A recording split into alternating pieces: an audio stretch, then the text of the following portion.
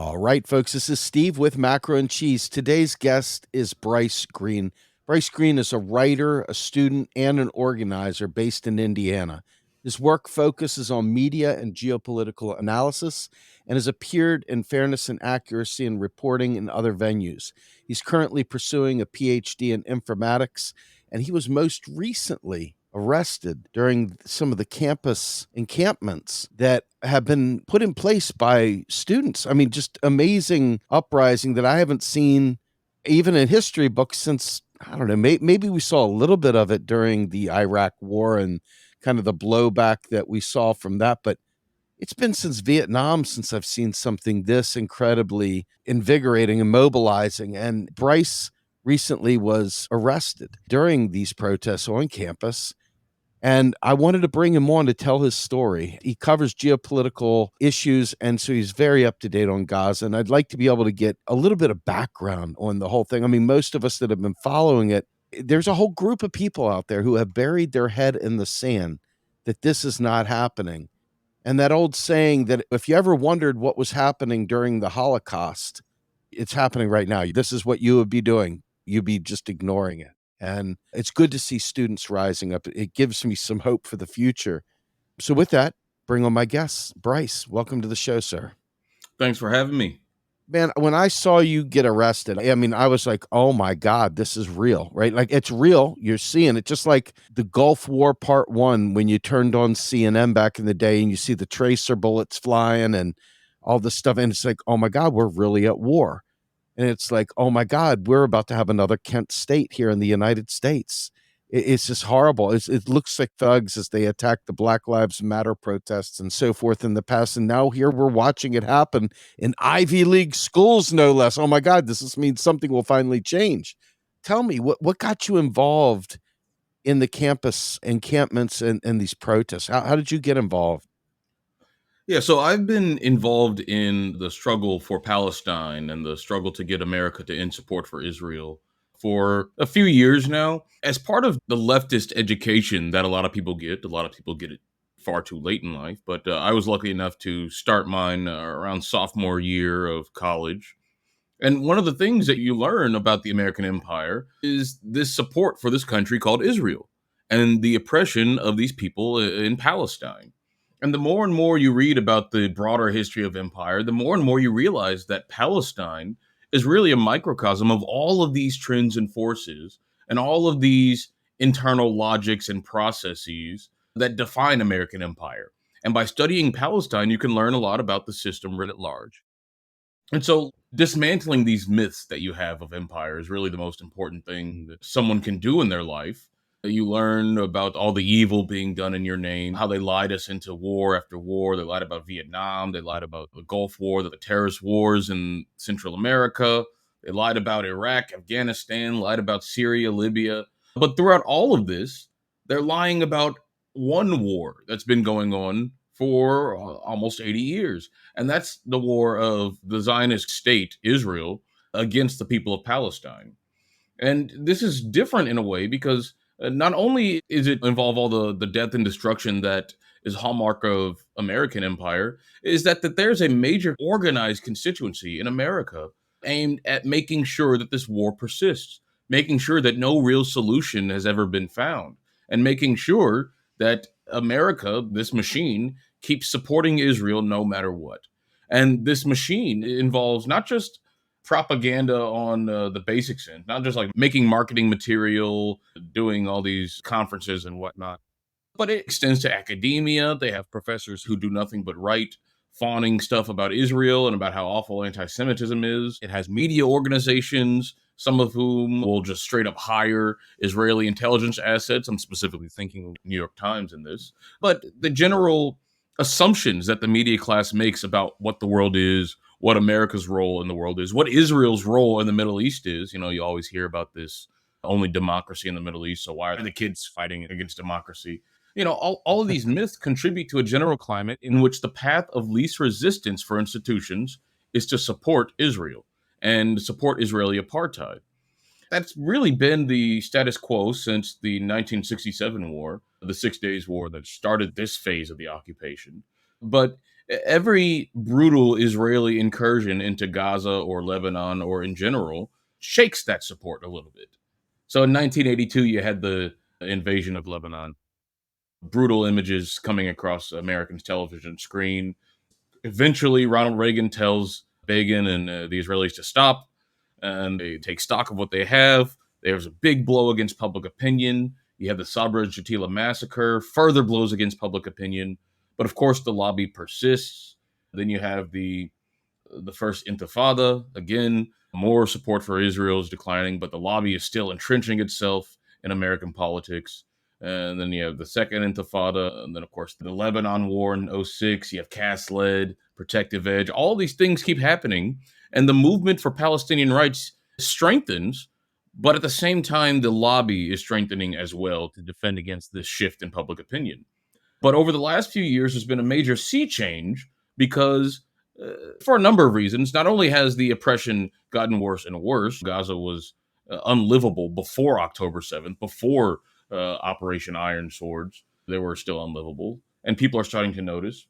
But also, the media environment of younger people is changing so that the gatekeepers that traditionally frame all of the facts on the ground in Palestine, that would frame the Palestinians as terrorists and Israelis as victims, the gatekeepers are being circumvented by all these platforms. Now, I don't want to sound like a social media triumphalist, you know. I don't want to sound like I'm not naming my child Facebook or anything, but these tools allow people to go around the traditional narratives that this Israel lobby has sought to cement in the public mind. And so now people see people getting blown up, they see homes getting bombed, neighborhoods getting wiped off the map. They no longer have these media figures to tell them why it doesn't matter, that it's just collateral damage, to tell them that Palestinian lives don't matter or that it's all necessary for some greater good. Those narratives, they still exist within the mainstream legacy press and they influence public policy. But for the younger generation, those narratives are consigned to exactly where they should be. You know, the garbage, because people are able to more authentically engage with the material in front of their faces. And so young people are waking up to the reality of all this. And again, this was true before October 7th. And so then October 7th happened, where we have all these narratives floating around about what happened on October 7th, about who is Hamas and what do they want and why did they do what they did. There's all these narratives about what happened during that day. You heard about the 40 beheaded babies, the horrific stories of mutilation that were amplified that later turned out to be false. But this propaganda machine whirred into high gear. And some people, like myself, were worried that this was it, that all of the gains that were made over the years of watching this brutality might have been undone because this propaganda campaign was just so overwhelming. But again, the gatekeepers weren't able to keep the lid on the story. More people than ever are alive to the problems of Israel, and more Americans than ever are alive to the problems of America's role in supporting Israel. And so you really have this moment where I'm talking to people who are organizing with us, and they say that they had vaguely heard about Palestine beforehand, but they really didn't feel the need to dig deeply into it. Like most Americans don't need to know what's happening outside of the empire's walls, but they're learning. They're learning about all the evils that Israel does, and by extension, all the evil that America supports, and by extension, all the evil that the empire comprises of. And they're being radicalized. There are people who, college freshmen, wanting to be business majors or entrepreneurs, and then after October 7th, after watching Israel's brutality, after watching the lies, they're radicalized. They want to be organizers. They can't stand that the world is like this, and they want to, rise up and change it. And so that's the state of affairs with activism today after October 7th.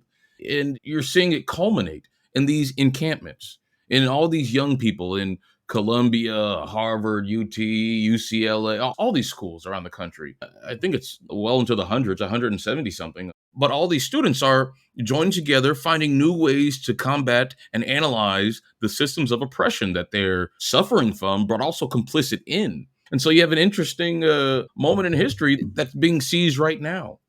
And so, as young people start to move away from the pro Israel bipartisan consensus, they're also moving away from this general sense of militarism, this general jingoistic framework in which America can do no wrong and the world's sheriff. And they're also moving away from the traditional political system. They're no longer saying that, okay, well, we got to vote blue no matter who. It's Joe Biden. If we don't get Biden, we're going to get Trump, and Trump's going to be horrible. But then they see their friends getting beat up by police under Joe Biden. Then they see a genocide being committed under Joe Biden. And that doesn't square with the message that they've been given their whole lives about vote blue no matter who. Trump is the biggest threat. The Republicans are the fascist ones, but Democrats are the good guys. That's all being shattered right before our eyes. And institutions are reacting to that. They're pretty open about how TikTok has allowed people to circumvent the gatekeepers. Not praising TikTok. I think it should be banned for a whole host of other reasons. But lawmakers are pushing back. They're saying we got to restrict the way that people can acquire information. And they're sending these goon squads in to evict these students from peaceful encampments just to show them that this is what happens if you rise up. This is what happens if you tangle with the highest echelons of power. You had Netanyahu explicitly say that Biden needs to deal with these encampments because they're threatened. They wouldn't be so concerned with these encampments if they weren't threatening, if they didn't signal a shift in American policy that could signal a shift in how we treat and view Israel. They wouldn't be concerned if that weren't a real possibility. That should be motivating to a lot of people to keep these up, to keep these encampments up, to expand the way that they can organize. Don't just stop here. If the encampment becomes less effective, if don't be married to it. People are learning how to adapt their tactics. They're learning how to problem solve in new environments. We're training a new generation of organizers that will then go on to shape the future of America and, of course, the future of Palestine.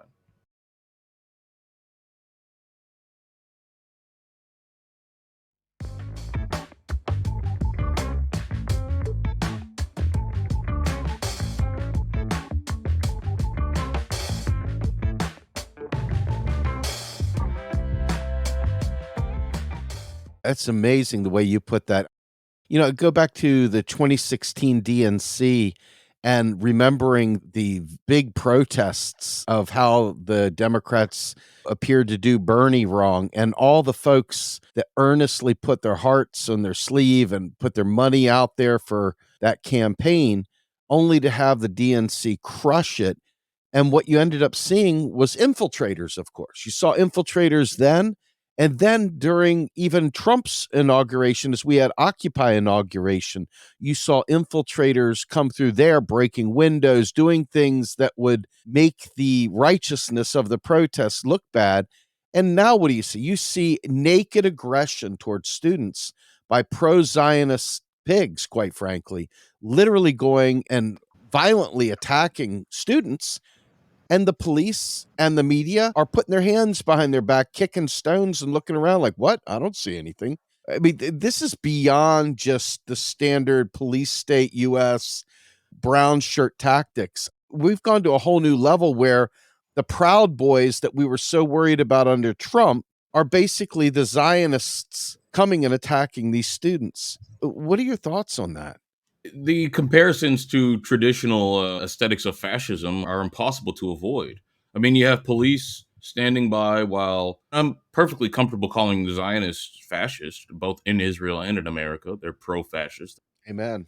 A racial apartheid system. They support a genocide based on annihilating the improper race and building a city on the graves of the annihilated. I mean, that's what they believe. And there's been multiple attacks against students by Zionist agitators, and very little response from the police about it.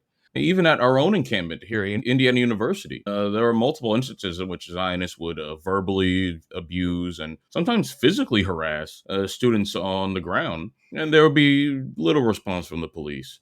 And so, once again, this is part of that education I was talking about. People are learning about these institutions that are ostensibly designed to serve them and protect them and to make their lives better, aren't actually there for them. They're there to Mm. enforce some sort of abstract calm defined and decided by the people in power. That's why at Indiana University, the president decided that a tent on a field was such a danger to the university that they had to call in not only a bunch of university police, but also they had to call in state police, complete with armored vehicles, body armor, helmets, shields. They had a chopper circling overhead. They had assault rifles, shotguns, grenade launchers. They had a drone in the sky, and then they put a sniper on the roof overlooking everything. Jesus. Like, does this make sense to anybody? No, but again, it taught the students and it reinforced this lesson that the military force that is embodied in our police organizations are not here to protect us. They're here to serve the powerful. And so when we put up that tent, such a big threat, they sent in an army, not once, but twice. They sent in an army twice. And it was only after massive pushback from the faculty and the staff and the constituency of the university did they actually stop sending in these armed goons. But around the country, it keeps happening, and around the world it keeps happening. So what are we supposed to make of our so-called democratic institutions of liberal democracy when this is the response of institutions of power, when young people, students, are protesting against one of the worst humanitarian disasters, one of the worst crimes against humanity in the 21st century? When students are trying to stop a genocide, you beat them with a stick. What does that say about our democracy? How can you square this idea that we are on the good side of this global divide, that we're on the good side of the new Iron Curtain? I'm sure you're familiar with that almighty map known as the World trademark, in which you have the US, Europe, and Australia and Japan. And they'll vote to recognize Hamas as a terrorist organization, or they'll all vote against making water a human right, or something like that. It's that group of countries that that are showing their illegitimacy on the world stage. How much longer can the world accept this idea that the US and its satellites and its empire make all the world's decisions when they only represent around like 14-15% of the world's population? Countries like China and Russia and Iran and India, all of these countries are taking note. And of course, the third world, they're taking note of how American marketing material is being undone, is being usurped by American behavior. And Mm. countries and populations that might have once looked at America with some positive gaze over the last few years, between the global war on terror, the Ukraine crisis, and now Gaza, they're having a different view. And countries like Russia and China are providing a new pole in the world that these third world countries can turn to as they notice that America is beating their students for protesting genocide, or trying to force countries to implement sanctions on Russia, or trying to bolster its allies in preparation for encircling Taiwan. The world is noticing that. They're saying that's dangerous. We don't want to go that way. And in some small way, the student movement is contributing to that by forcing all of these contradictions to be displayed in full effect, and by pushing the culture of America to the point where they might be more adequately able to deal with some of the problems that are coming. All these political problems, like, is America going to continue to be insane and supporting Israel and being unpopular and dominating the world? Or are they going to change? One path leads to destruction and conflict and war. The other path has a chance at peace and stability.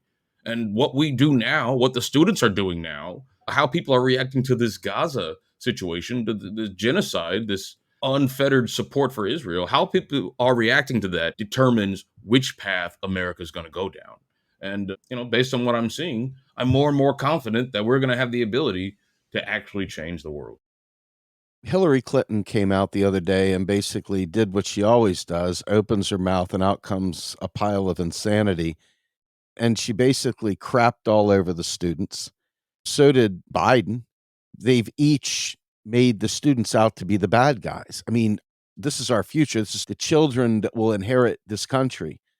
And interestingly enough, we know that you can be poor, black or brown, and have problems and complain for 20, 30 years. The minute you start hitting wealthy white people, and let's be fair, these Columbias of the world and UCLAs and stuff like that. I mean, this is where people with money go.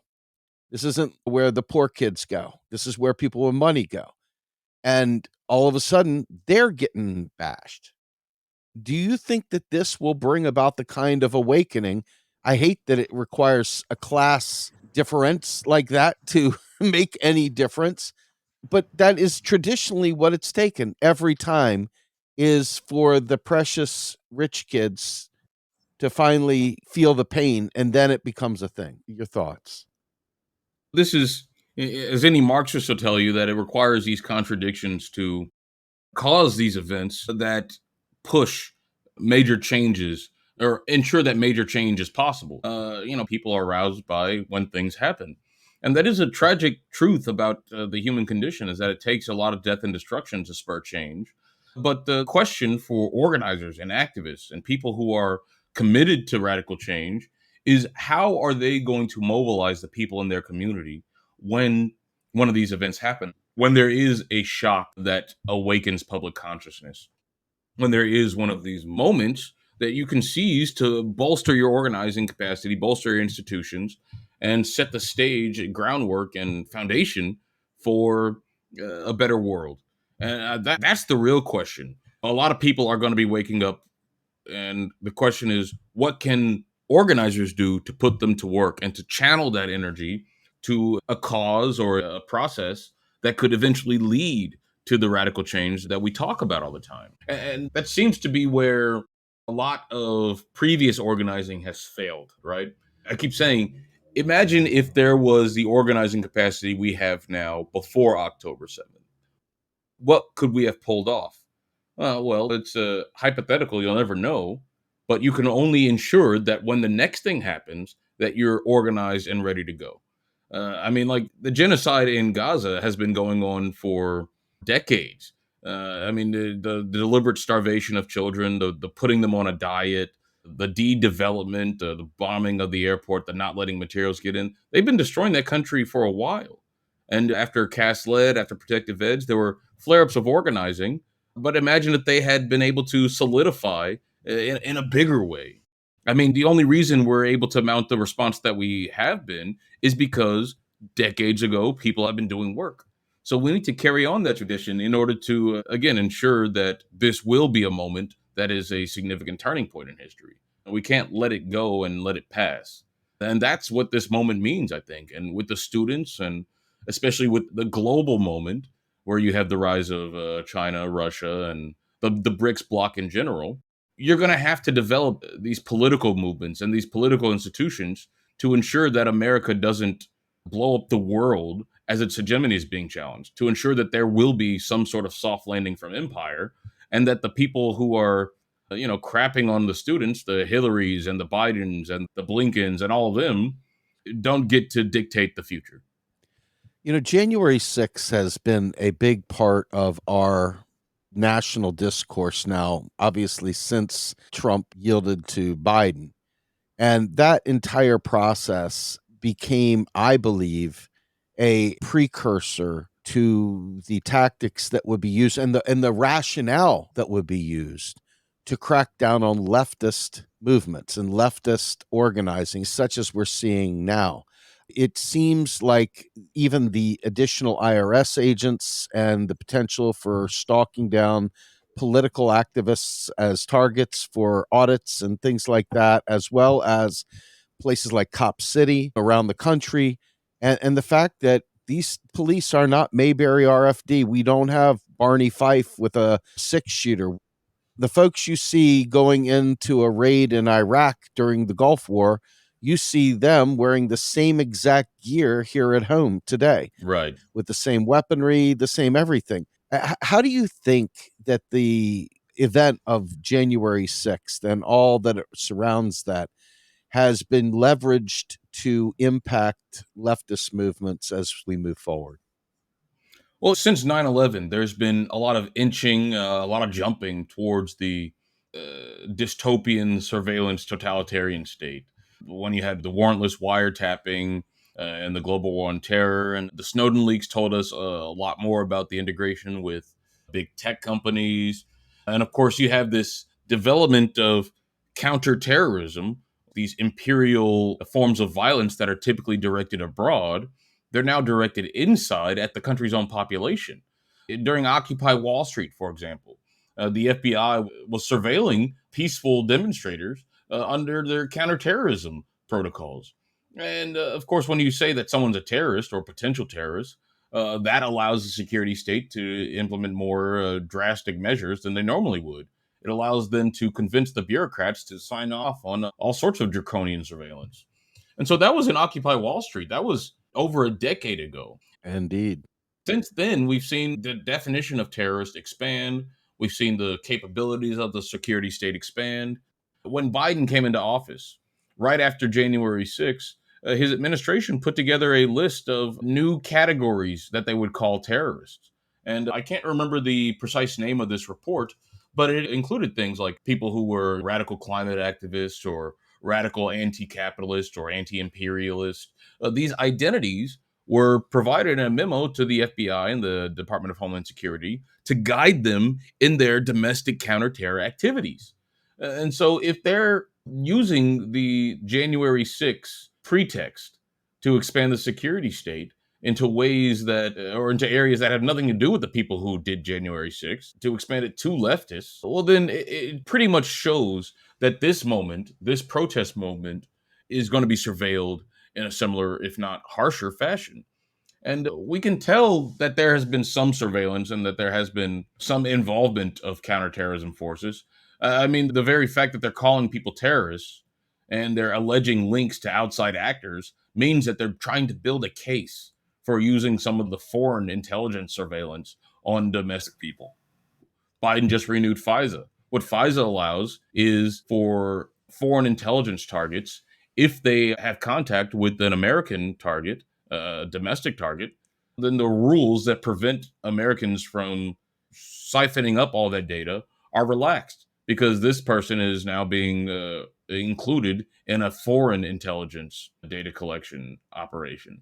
And imagine this diaspora of Palestinians, of Arabs, of all these people around the world. Of course, they're talking to people who are outside the country. So it'd be very easy to turn those tools, even with the proper bureaucratic channels, inward.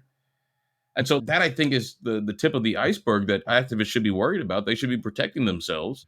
And then, of course, all this information is being channeled through these fusion centers and these joint command task force centers all across the country where the NSA and all these larger intelligence agencies, these foreign intelligence agencies, are collaborating with and exchanging information with the FBI and local police departments and even some corporate surveillance. And so you have this infrastructure built for massive surveillance and massive repression. And we're seeing parts of it being activated against these students, all in the service of supporting genocide, of supporting the Israel lobby domestically, of supporting the state of Israel in their advancement of imperial goals. And it doesn't bode well for the future. Gaza, what's going on there is evil and destructive enough. But the way the empire's headed, there could be a larger war soon enough that dwarfs the conflict in Gaza. The U.S. is trying to provoke a war in Taiwan the same way they provoked the war in Ukraine. They have soldiers 6 miles off of the Chinese coast on Kinmen Island. Why would they do this if not to provoke a war? This is what's in our future if we're not careful enough.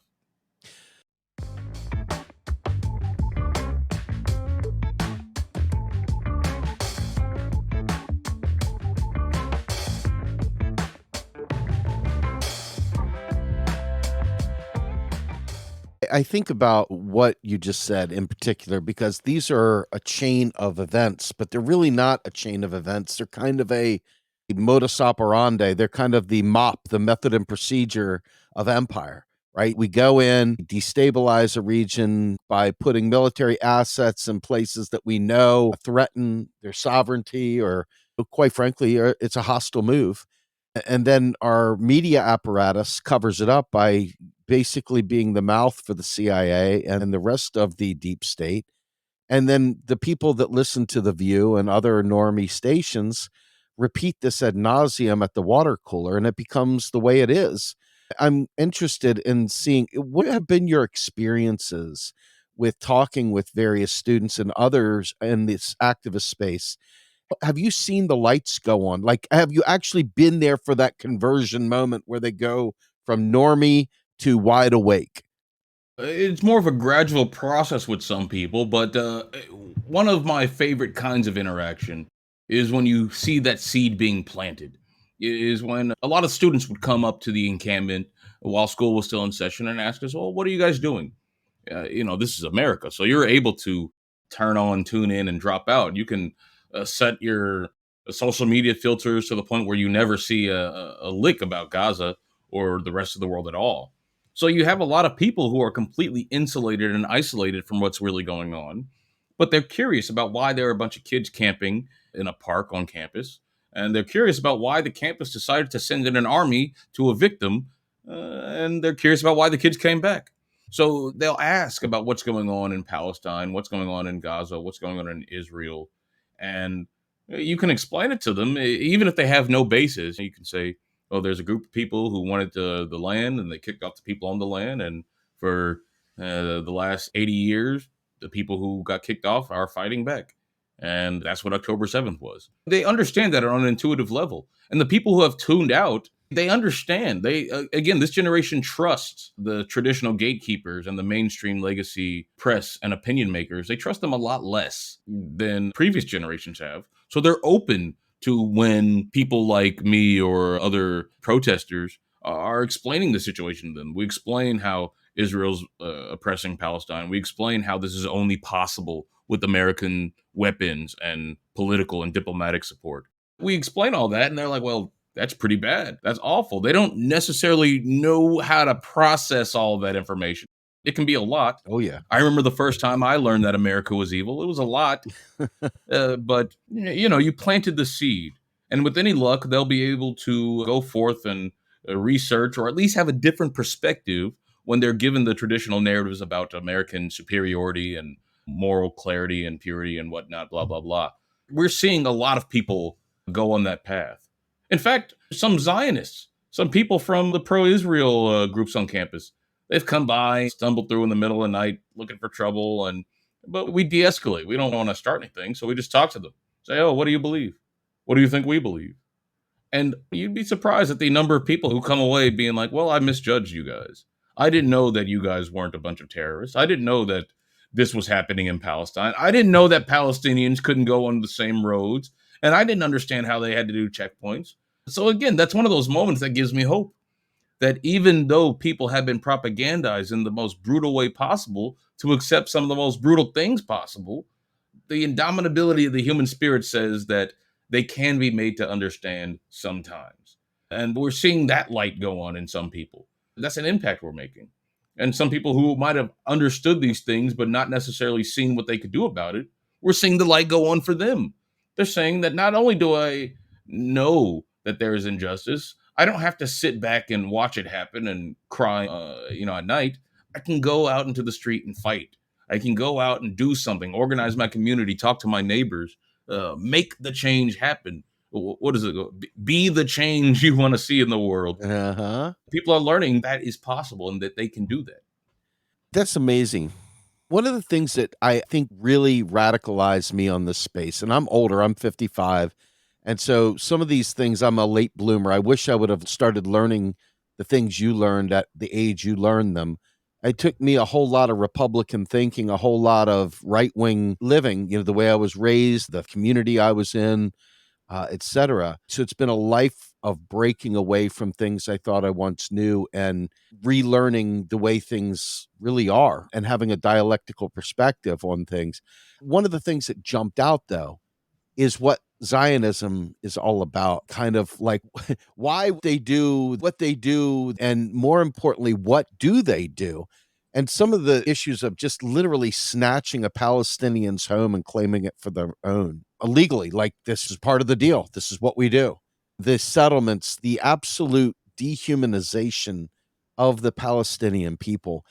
But obviously, it's more in your face with bombs falling and seeing children mashed up. I think the last count before they destroyed all the hospitals was something like 15,000 dead children. I am sure it's significantly more than that now that there's no one there to really count or take care of that stuff. Definitely. Absolutely. 25,000 dead children. I mean, I don't even know how you can stomach that. But take me prior to the bombs. I mean, obviously, bombs have been a part of this since day one, so it's kind of hard to do that. just kind of like the business as usual mindset of Zionism, the whole dual citizenship. I mean, you've got people that aren't even Jews that are claiming their right to, as Protestant Christians, to be Zionist. And, these rich kids going from New York City and Soho out to Israel, and suddenly they've got their own home, something that they've taken from a Palestinian family. Talk a little bit about that whole experience. Right. So Israel is first and foremost a settler society. So all those logics that we learned about with the imperialism, when we learned about the Spanish in the New World, or the Portuguese, or the French, or the British, they operate under those precise logics.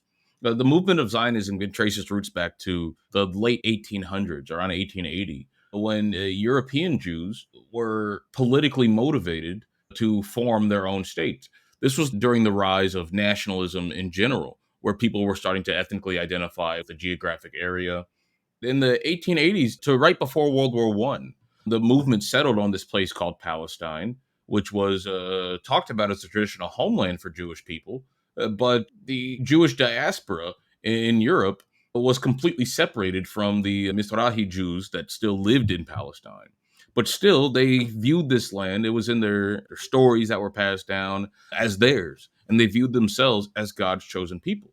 Now, this wasn't all Jews, of course. Many Jews didn't agree with this political project of building a state and forming a military and whatnot, but some did, and they had the backing of the British, who wanted to solidify their hold in the Middle East by having a state that they controlled more or less, or supported, or were allied with.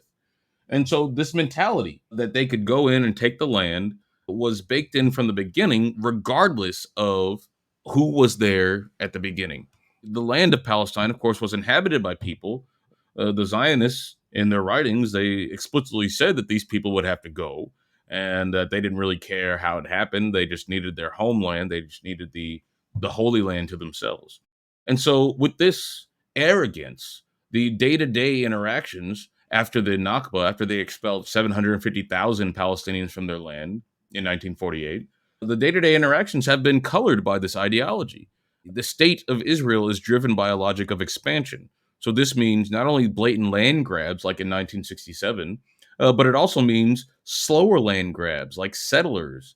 So they would expand settlements into these areas. And the settlers themselves, of course, animated by this ideology, would be horrible to the Palestinians. Shooting sprees just for fun, all supported by the Israeli military. They would go and burn down Palestinian olive trees. They would go murder a child and then claim they had no idea who did it. This was a regular thing.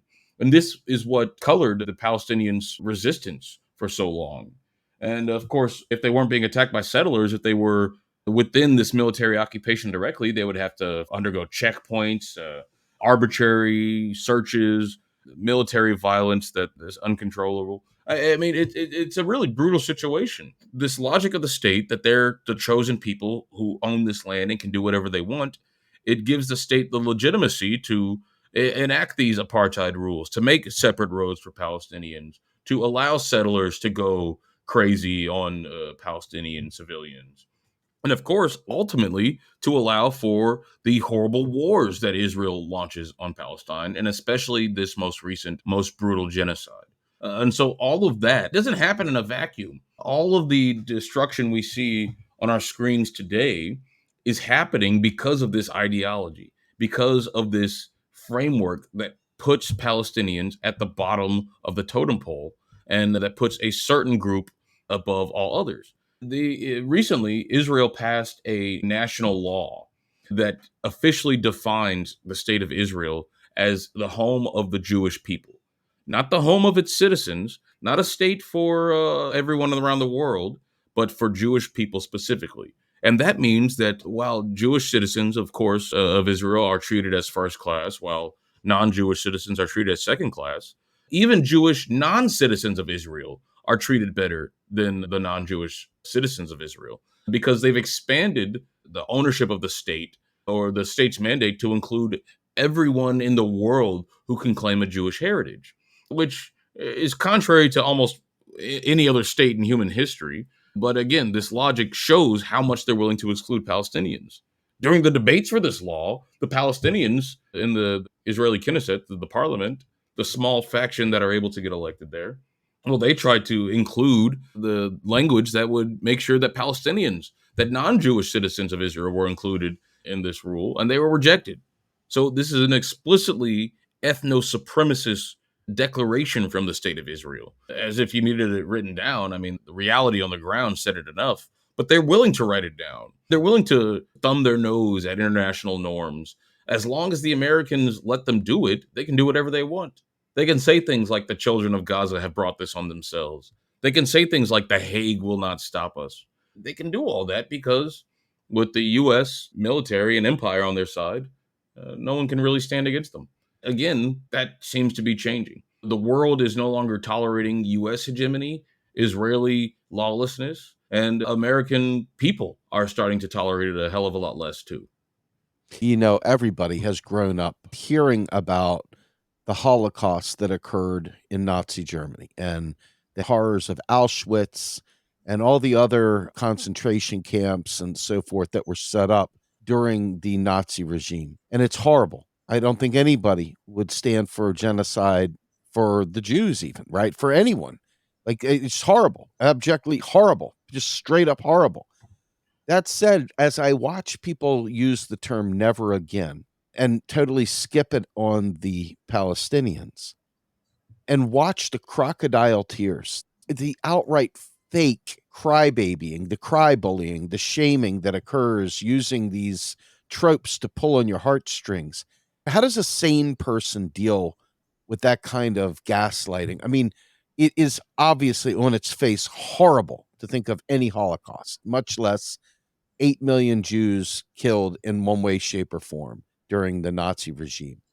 But the leverage of that constant reminder and the actual use of that as a cudgel against anyone that says anything about anything that they do, this weaponization of a really horrible situation is being used to do the very same thing today. What are your thoughts on that kind of cry bullying? You're going to hear some crazy things come from people that you thought were your friends or people you could trust. You're going to hear the media say the most off the wall thing that you could possibly imagine. And you're going to have to get used to all of it because that's just the world we live in. You're going to have to listen to people abuse the memory of the Holocaust and use it to justify the unspeakable. You're going to hear people comparing the people protesting genocide to black shirts. You're going to hear people claim that they're being threatened or under attack when you say free Palestine. You're going to hear all of that, but you just have to deal with it. The only way to stay sane is to inoculate yourself, but also keep yourself busy. It's much easier to live with the horror of the world when you know that you are doing something to try to end it. Mm. It's not everything. You don't know for certain what the fruits of your labor will be, but you get to go to bed knowing that there will be some fruits of your labor, that there is a labor that can bear fruit.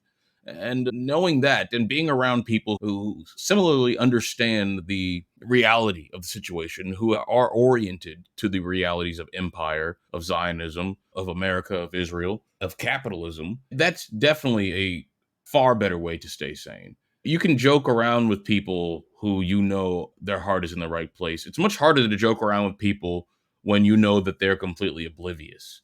And it's much harder to engage with them. That's just something that every organizer goes through, watching people who aren't engaged in the same struggles you are go about their day like it's normal.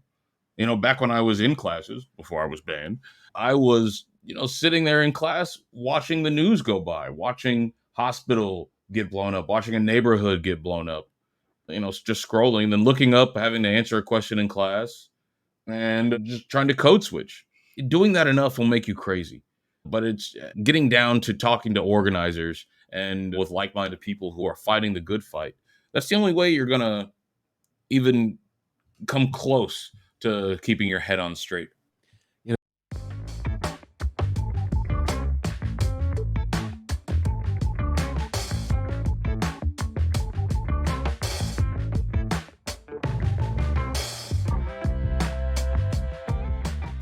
Now, that brings me to the final thing I really want to talk about. And I hope I didn't bury the lead by leaving this last, but I wanted folks to hear it as kind of like the exclamation point, right? Because people run around with that "I just voted" sticker on their forehead like they've done something.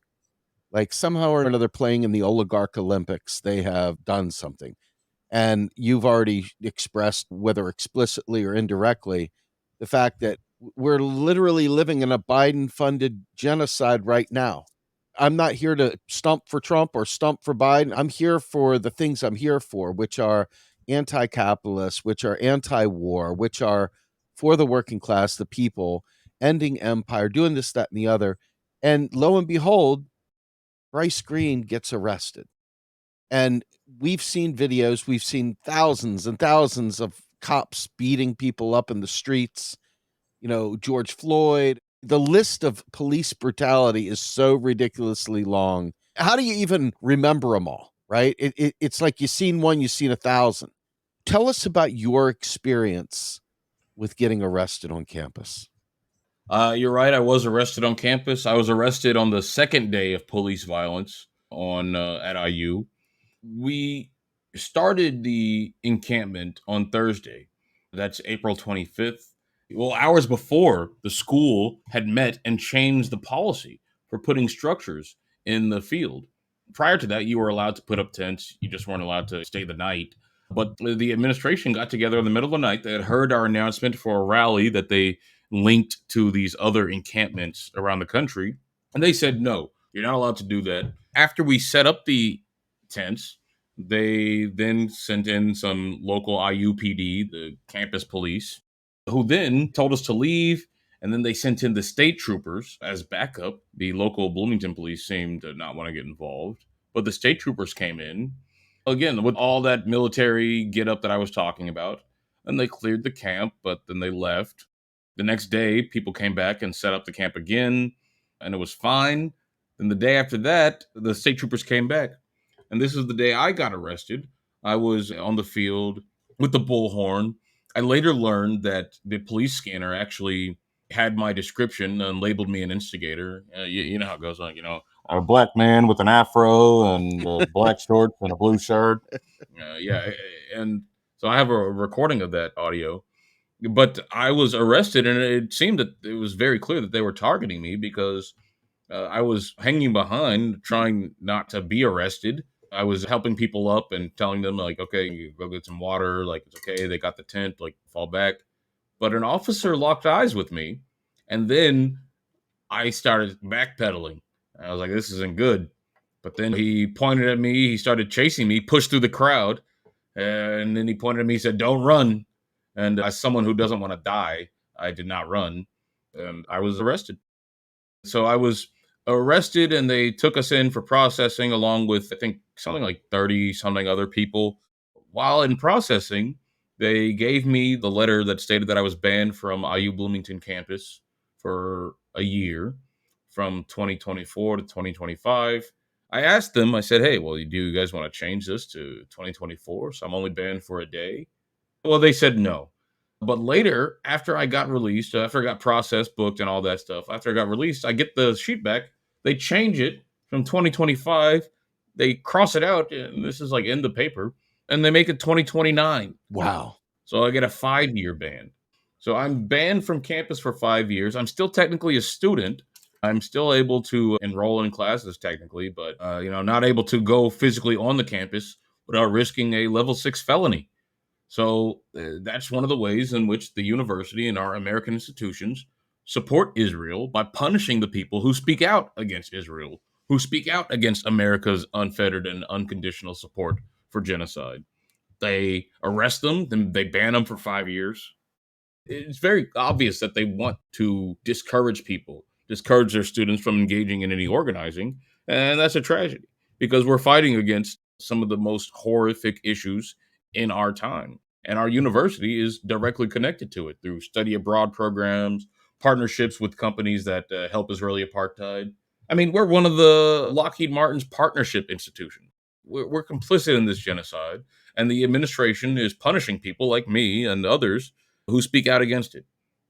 I don't know if you're familiar with him. I assume you are, but I'll start that you aren't. A guy's name is Devarian Baldwin. He's a brilliant scholar. He wrote a great book about the shadow of the ivory tower, about universities, and how universities are the largest landowners in communities, and they're buying up and gentrifying regions, and they're making them impossible for the local folks to afford to live, and simultaneously building up police forces and everything else to kind of keep the locals out, while simultaneously selling the benefits to all the rich kids for the campus life. And all the while, you're experiencing what you just said, that these are nonprofit institutions that can bring in partnerships with folks like Boeing and others to get R&D done for tax free, while they're getting huge grant money from the federal government at no cost to them.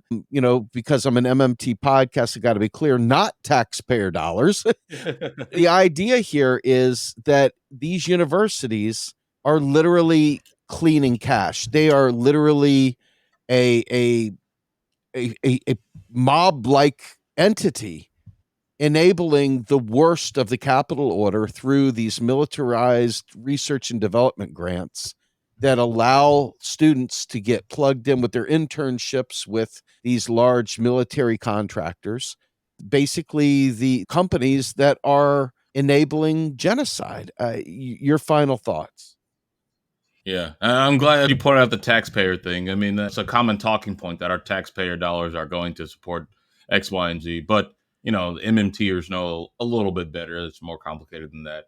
But I mean, that it's an irrelevant point because the taxpayer dollar argument is really just meant to convey a sense of complicity, which is very real, regardless of the mechanics used to enforce it. Yes. And so this university gets a lot of federal funding, gets a lot of money, and then develops its research capabilities and develops its student body. And then they're channeling that and they're aiming it to the military industrial complex, to this machinery of war and death and destruction.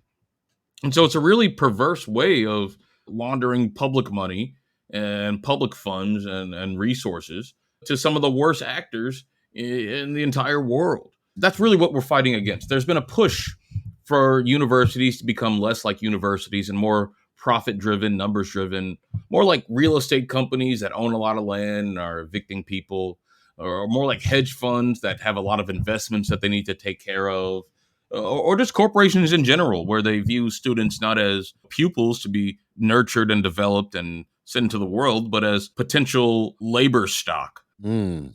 that they can increase their human capital so they can be of more value and generate more wealth. It's a pollution of the ideal of a university. What's more troubling is that it's been integrated with this whole Israel project. One of the partnerships that Indiana University has, in addition to becoming more corporate and neoliberal, is also more imperialistic. They're partnered with Israel on Campus Coalition, which is a lobby group aimed at promoting Israeli points of view and policies on college campuses. I mean, it's blatant as that, but the university doesn't see any problem, and apparently the public doesn't either, with all of these institutions being connected to this enterprise of genocide and militarism and war making. So all of these incentives are pushing the university in this direction, and it takes some internal pressure, some contradiction that'll push the university out of these partnerships, out of this direction, and into something that's more human centered and something that can really change the world for the better. I was high minded when I say things like that, but I mean, that's really what it is. It is. This is the future of humanity. This is what we're going to send our children and our children's children into. And I think it's worth giving some thought and doing some work to ensure that they're not living in a dystopian hellscape, one in which Gaza has been wiped off the map, in which our money has been used to do it. I mean, that's a depressing future. Bryce, you've been wonderful. I want to give you the final word. I did my best to try and give well rounded questions to draw out the most rich stories, but your last thoughts, anything that we missed that you would like people to come away with after hearing this? Well, I mean, I know your audience knows most of the facts of the case. They know that Biden's lying. They know that there is no real concern from Biden. All these stories about the concern about the genocide, telling Israel to calm down, it's all fake. Hey, if he wanted Israel to slow down, he would stop the weapons. Simple as that. All these people who are crying crocodile tears over anti-Semitism and how some students on campus aren't feeling safe because of the protests. It's all lies. It's all nonsense. You're going to hear a lot of that. Don't believe it for a second. You all know what's up. Keep fighting the good fight. Support your local encampment. They need food. They need guidance and support. They need money to feed themselves and to do all this other stuff. Uh, Go out and do something. There's a local organization that you've probably heard of. Go join it. Or if you haven't heard of one, go find out what your local organizations are and join them. Develop these institutions to ensure that when a shock happens, you're able to capitalize on it for real change. The whole world changes because people you've never heard of decide one day, hey, this is not good. This is enough, and we want to change it.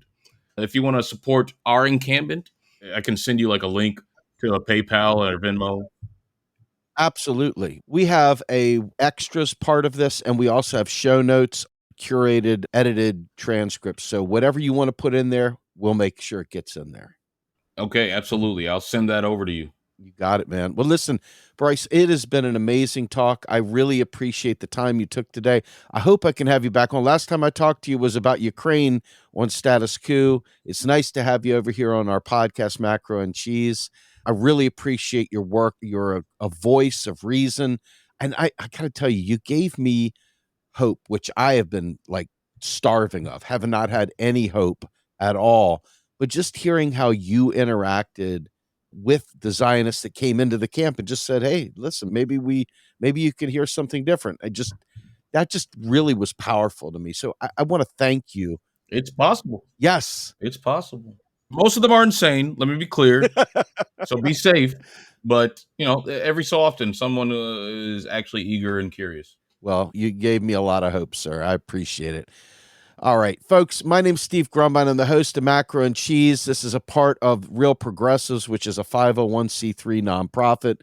All donations, which is what we live, by the way, are tax deductible. So go ahead, and if you're interested and you believe in the work that we're doing, want to support us, by all means. We are not going to turn our nose up. We need all the donations we can get. And also, please support these students and take a look in our show notes. We'll be giving you links to be able to help those encampments. And without further ado, we bid you adieu from Macro and Cheese. Bryce, myself, we are out of here.